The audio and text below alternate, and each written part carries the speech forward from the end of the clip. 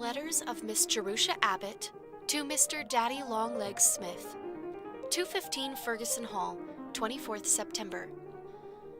Dear kind trustee who sends orphans to college, here I am.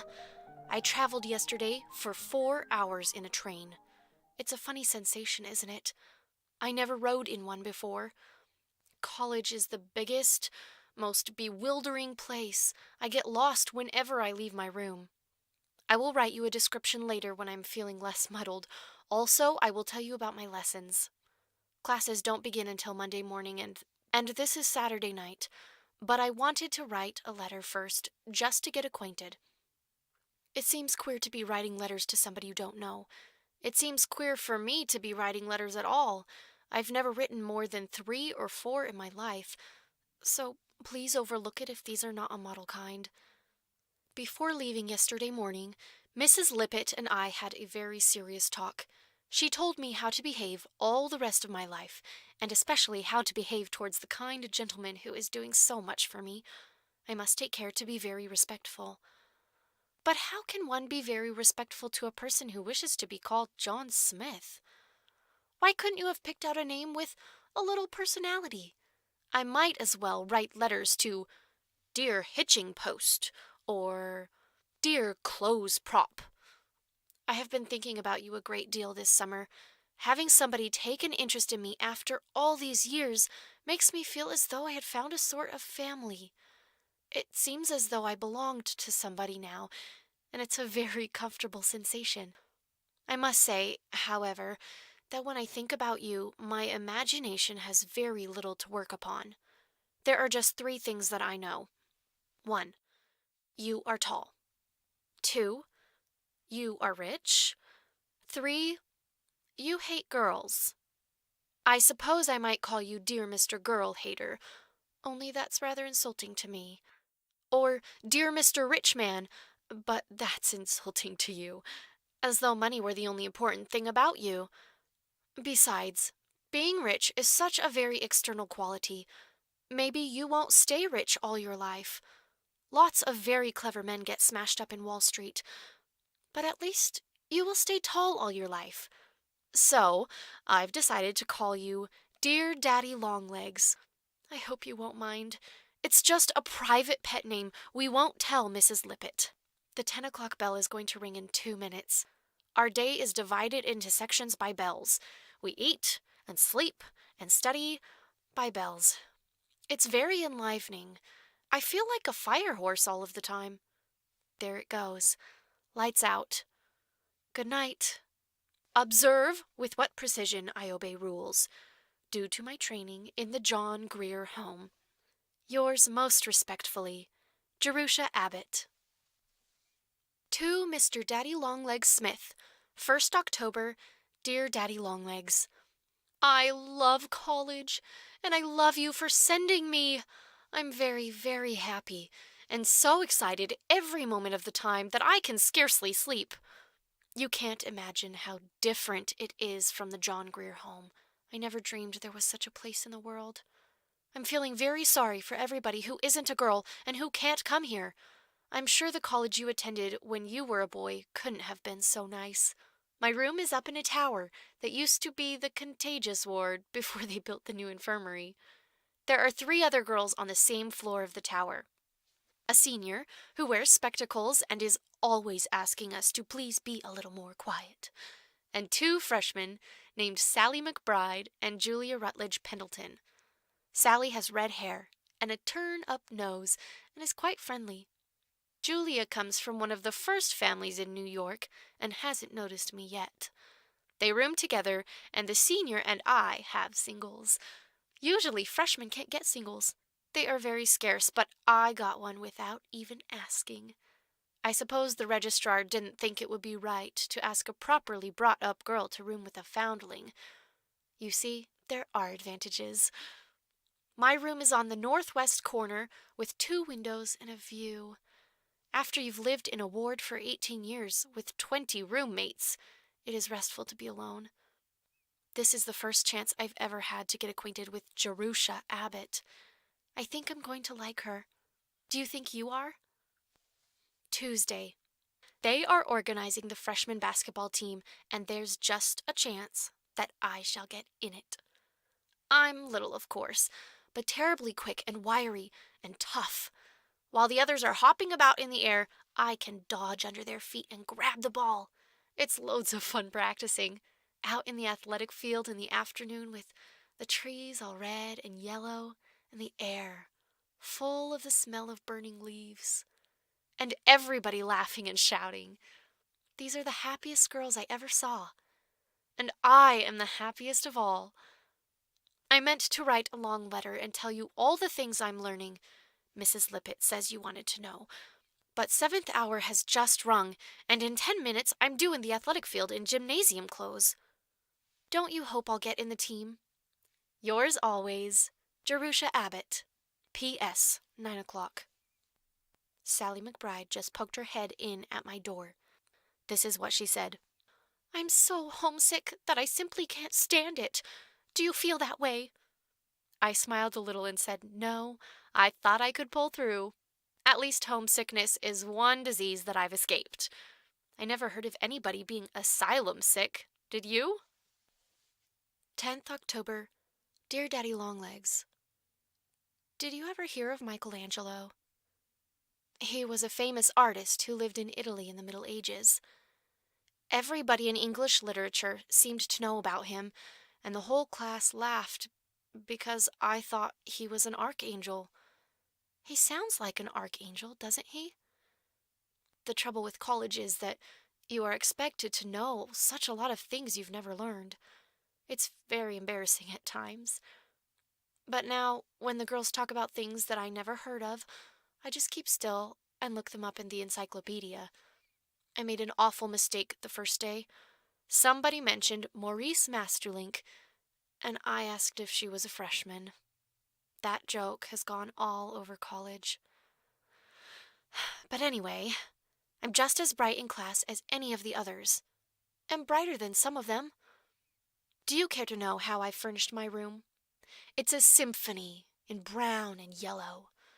The wall was tinted buff, and I've bought yellow denim curtains and cushions, and a mahogany desk, second-hand for $3, and a rattan chair, and a brown rug with an ink spot in the middle.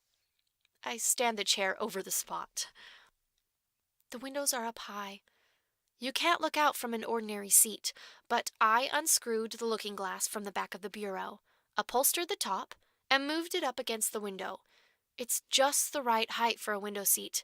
You pull out the drawers like steps and walk up. Very comfortable. Sally McBride helped me choose the things at the senior auction. She has lived in a house all her life and knows about furnishing. You can't imagine what fun it is to shop and pay with a real $5 bill and get some change when you've never had more than a few cents in your life. I assure you, Daddy dear, I do appreciate that allowance. Sally is the most entertaining person in the world, and Julia Rutledge Pendleton the least so.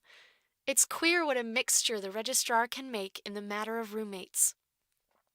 Sally thinks everything is funny, even flunking, and Julia is bored at everything. She never makes the slightest effort to be amiable. She believes that if you are a Pendleton, that fact alone admits you to heaven without any further examination. Julia and I were born to be enemies. And now, I suppose you've been waiting very impatiently to hear what I am learning? 1. Latin. Second Punic War. Hannibal and his forces pitched camp at Lake Trasimenus last night. They prepared an ambuscade for the Romans, and a battle took place at the 4th watch this morning. Romans in retreat. 2. French. 24 pages of the Three Musketeers and third conjugation irregular verbs. 3. Geometry. Finished cylinders, now doing cones. 4. English. Studying exposition. My style improves daily in clearness and brevity. 5. Physiology. Reached the digestive system. Bile and the pancreas next time. Yours on the way to being educated, Jerusha Abbott. P.S. I hope you never touch alcohol, Daddy. It does dreadful things to your liver. Wednesday. Dear Daddy Longlegs, I've changed my name. I'm still Jerusha in the catalog, but I'm Judy everywhere else. It's too bad, isn't it, to have to give yourself the only pet name you ever had. I didn't quite make up the Judy, though. That's what Freddie Perkins used to call me before he could talk plainly. I wish Mrs. Lippett would use a little more ingenuity about choosing babies' names. She gets the last names out of the telephone book. You'll find Abbott on the first page. And she picks the Christian names up anywhere. She got Jerusha from a tombstone. I've always hated it. But I rather like Judy. It's such a silly name. It belongs to the kind of girl I'm not. A sweet little blue-eyed thing, petted and spoiled by all the family, who romps her way through life without any cares. Wouldn't it be nice to be like that? Whatever faults I may have, no one can ever accuse me of having been spoiled by my family. But it's great fun to pretend I've been. In the future, please always address me as Judy. Do you want to know something? I have 3 pairs of kid gloves. I've had kid mittens before from the Christmas tree, but never real kid gloves with 5 fingers. I take them out and try them on every little while. It's all I can do not to wear them to classes. Dinner bell. Goodbye. Friday. What do you think, Daddy?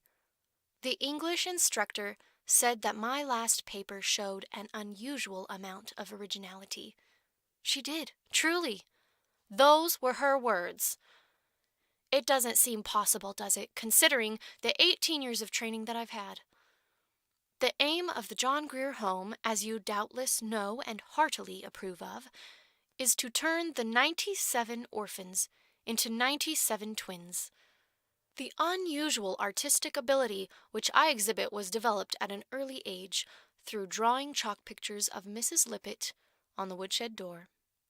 I hope that I don't hurt your feelings when I criticize the home of my youth. But you have the upper hand, you know, for if I become too impertinent, you can always stop payment of your checks.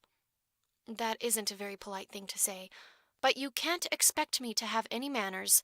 A foundling asylum isn't a young ladies' finishing school. You know, Daddy, it isn't the work that is going to be hard in college. It's the play. Half the time, I don't know what the girls are talking about. Their jokes seem to relate to a past that everyone but me has shared. I'm a foreigner in the world, and I don't understand the language. It's a miserable feeling. I've had it all my life. At the high school, the girls would stand in groups and just look at me. I was queer and different, and everybody knew it. I could feel John Grier Home written on my face. And then a few charitable ones would make a point of coming up and saying something polite. I hated every one of them, the charitable ones most of all.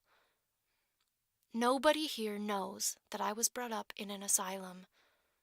I told Sally McBride that my mother and father were dead, and that a kind old gentleman was sending me to college, which is entirely true so far as it goes. I don't want you to think I am a coward, but I do want to be like the other girls, and that dreadful home looming over my childhood is the one great big difference. If I can turn my back on that and shut out the remembrance, I think I might be just as desirable as any other girl. I don't believe there's any real underneath difference. Do you? Anyway, Sally McBride likes me. Yours ever, Judy Abbott. Nay, Jerusha. Saturday morning. I've just been reading this letter over, and it sounds pretty uncheerful. But can't you guess that I have a special topic due Monday morning, and a review in geometry, and a very sneezy cold? Sunday. I forgot to post this yesterday, so I will add an indignant postscript. We had a bishop this morning, and what do you think he said?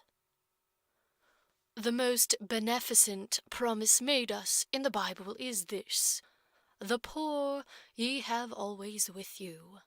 They were put here in order to keep us charitable. The poor, please observe, being a sort of useful domestic animal. If I hadn't grown into such a perfect lady, I should have gone up after service and told him what I thought.